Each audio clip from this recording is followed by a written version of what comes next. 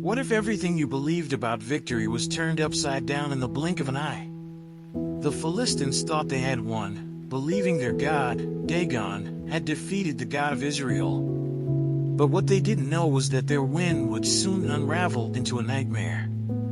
The capture of the Ark of the Covenant was meant to symbolize triumph, but instead, it became a painful lesson in divine power and judgment.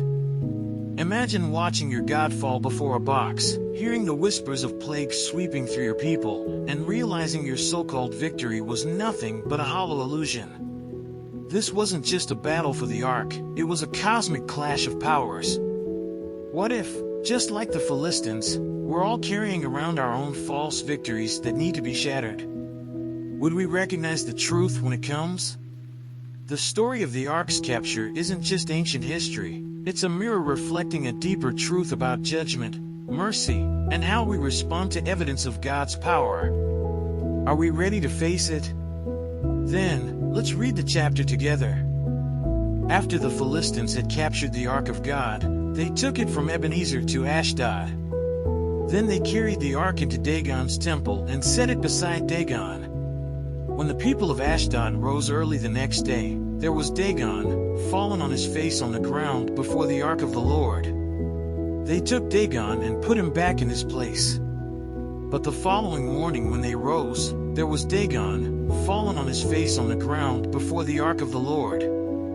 His head and hands had been broken off and were lying on the threshold, only his body remained.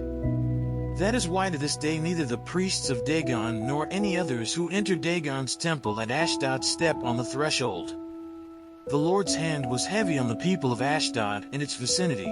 He brought devastation on them and afflicted them with tumors. When the people of Ashdod saw what was happening, they said, "The Ark of the God of Israel must not stay here with us, because his hand is heavy on us and on Dagon our God."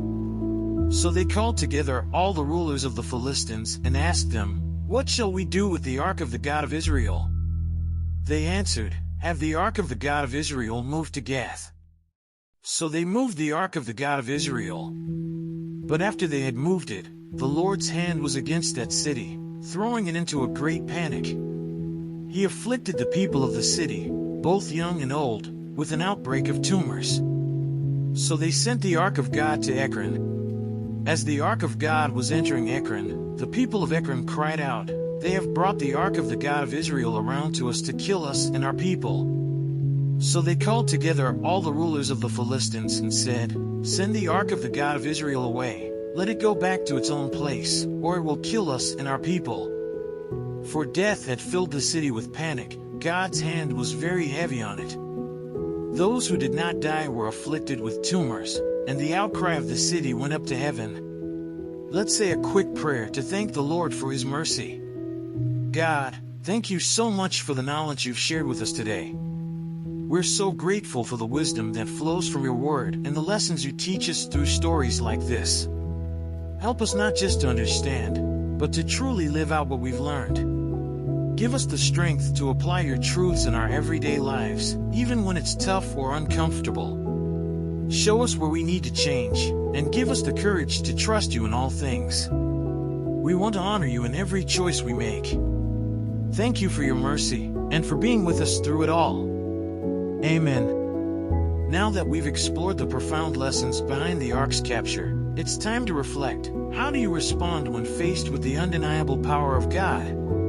Like the Philistines, many of us are presented with clear evidence of his might in our lives, yet we still hesitate to let go of the things we hold on to. What are those false gods in your life that you're afraid to release? Is it pride, comfort, or perhaps the fear of change? Think about the times you've suffered. Have you allowed that suffering to transform you, or have you stubbornly ignored the call for change? The Ark's journey isn't just about ancient history. It's a challenge for us to reconsider our response to God's authority. The question now is, what will you do with the evidence in front of you? Will you change, or will you, like the Philistines, send it away and miss out on the greater blessing? If you've been challenged by this story, don't stop here. Take a moment to reflect on your own life and see where God is calling you to change. Don't wait for a disaster or for everything to fall apart before you turn to Him. Ask yourself, what are you willing to let go of to embrace the power of the true God? If you found this story insightful, make sure to subscribe and turn on notifications, because there's much more to uncover.